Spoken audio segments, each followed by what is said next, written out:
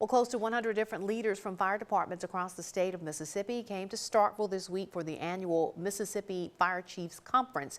They even gave fire chiefs the opportunity to collaborate with their peers on issues facing their departments, especially how to do their jobs during a pandemic. WCBI Stephen Pempo talked to fire officials at the conference and brings us this story.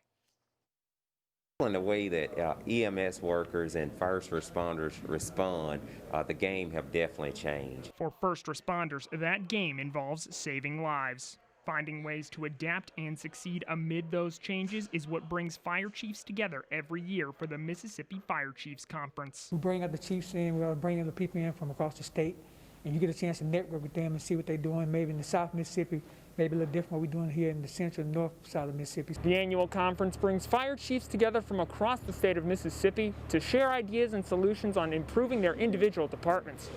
This year in Starkville, one topic in particular was on everyone's minds. There were topics that was discussed concerning COVID-19 to help fire chiefs and fire departments throughout the state of Mississippi be safe and really how to handle situations as it relates to COVID-19. Dr. Damon Darcy from University of Mississippi Medical Center was one of many guest speakers at the event and spoke on the topic of what fire service looks like during the COVID-19 pandemic. It's been a challenge. We have people who've been affected with COVID. Because they've been affected, other people around them has to take off, so we've been quarantined. So we've been running short staff a good bit here lately. Staffing shortages have been an issue for multiple fire departments in Mississippi.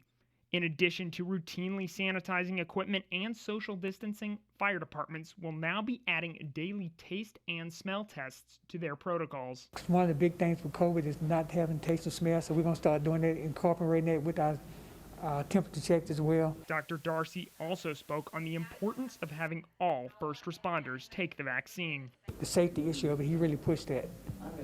I think it changed some of the people's mind who were kind of apprehensive about taking it at first. Starkville Fire Chief Charles Yarbrough and Greenville Fire Chief Reuben Brown both agreed that widespread vaccination is one of the most vital steps they can take to make sure first responders can safely do their jobs as the pandemic drags on. We're hoping that the vaccine will make an impact and that firefighters and first responders throughout the state of Mississippi will take the vaccine again so we can be productive in what we do in saving lives and property.